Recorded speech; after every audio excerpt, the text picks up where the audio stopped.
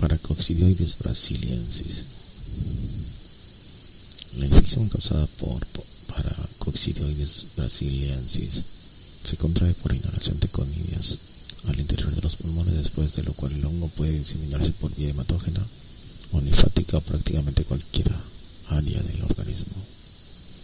Una característica exclusiva de la paracoccidioidomicosis en comparación con las restantes micosis endémicas es que las infecciones pulmonares primarias que posteriormente se diseminan suelen cursar con lesiones mucosas de la boca, la nariz y en algunos casos del tubo digestivo.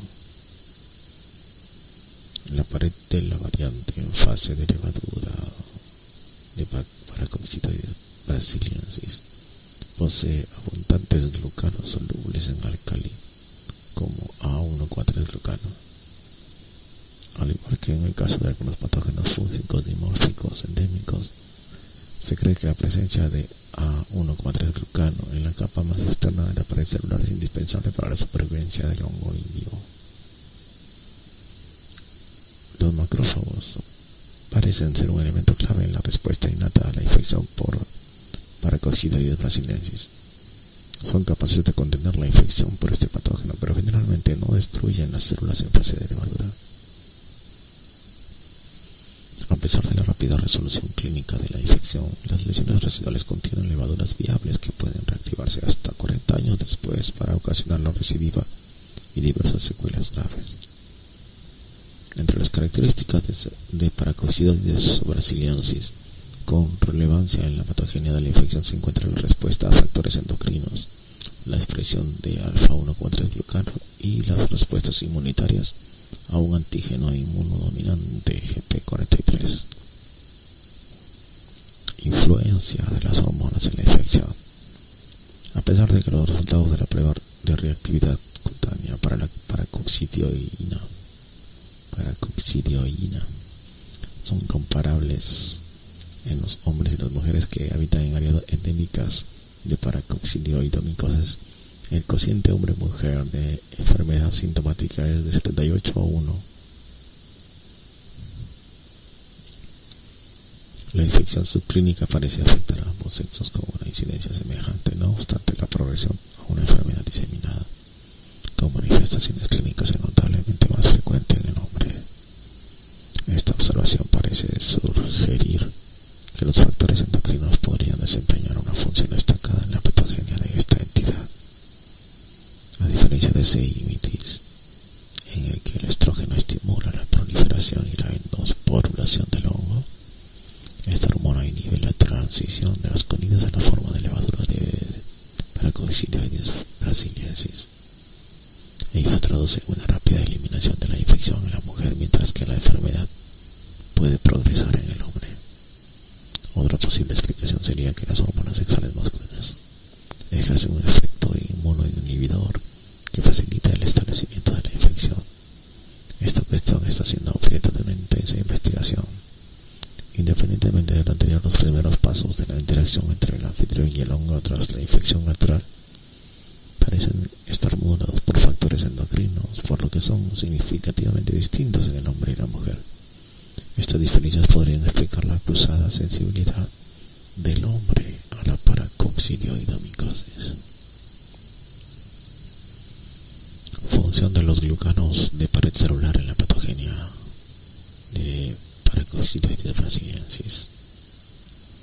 La pared celular de Paracoccidioides brasiliensis contiene 4 polisacáridos principales: galactomanano, quitina, alfa-1,3-glucano y beta-1,3-glucano. El componente de alfa-1,3-glucano tan solo se expresa en la célula en fase de levadura del microorganismo y su producción se relaciona con la virulencia. Las cepas mutantes de Paracoccidioides brasiliensis que carecen de este glucano son avirulentas y presentan una sensibilidad notablemente mayor a la digestión por los netrófilos. La fracción de beta-1,3-glucano de la pared celular actúa como un destacado inmunomodulador y provoca una intensa respuesta inflamatoria cuando se expone en la pared celular fúngica. los betaglucanos quedan expuestos cuando se reducen las concentraciones de alfa 1,3 glucano, lo que ha hecho proponer que el cociente de A1,3 glucano, beta 1,3 glucano en la pared celular de P. brasiliensis podría tener una trascendencia mayor en la patogenia que cada uno de sus componentes polisacarídicos. Es importante recordar que la relación existente entre el cociente de A1,3 glucano, beta 1,3 glucano de la pared de este microorganismo y el tipo de respuesta inmunitaria es semejante a la observada en la histoplasmosis y la blastomicosis. En cada caso, un elevado contenido en alfa 1,3 glucano en la fase de levadura se relaciona con una mayor virulencia, mientras que la ausencia o la disminución de las concentraciones de este componente se asocia a una reducción de la virulencia. La modificación de la composición de la pared celular de las formas de fase de levadura de estos tres patógenos dimórficos también se relaciona con su capacidad de pasar al interior de células y tejidos y permanecer como elementos viables durante muchos años después de la infección inicial. Respuestas a un antígeno inmunodominante GP43. La fase de levadura de P. brasiliensis secreta un antígeno inmunodominante GP43 que representa tanto un antígeno serodiagnóstico relevante como un posible factor de virulencia. El antígeno GP43 es un receptor de laminina 1 y puede ser responsable de la adhesión de la célula a la membrana basal de la célula anfitriona.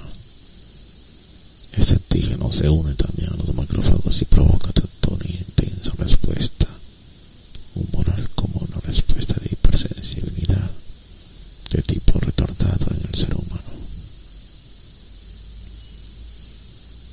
La defensa inmunológica frente a una infección por parasitoides brasiliensis depende de la inmunidad celular en mayor medida que la humoral.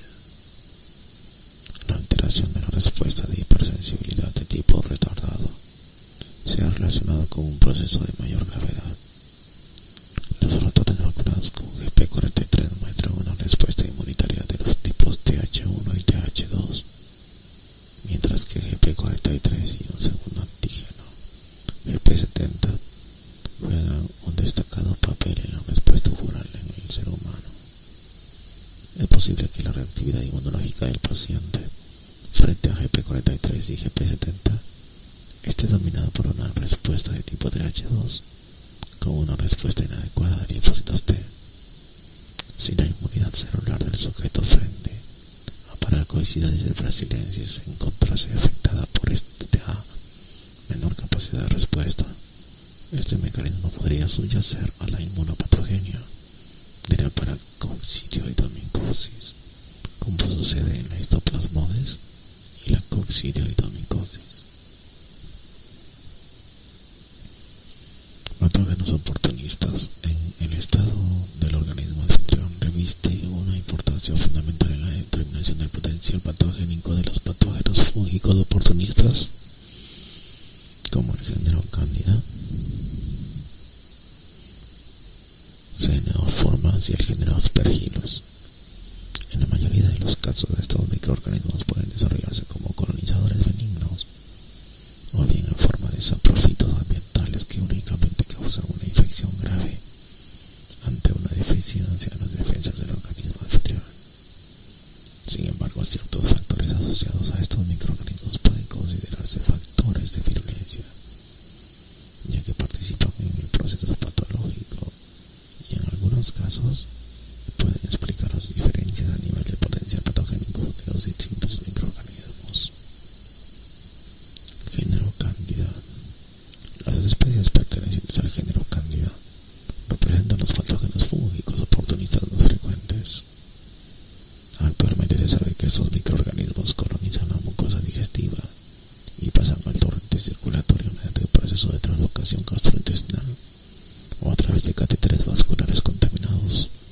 Interaccionan con las defensas del organismo anfitrión y abandonan el compartimiento intravascular para invadir tejidos profundos de distintos órganos digestivos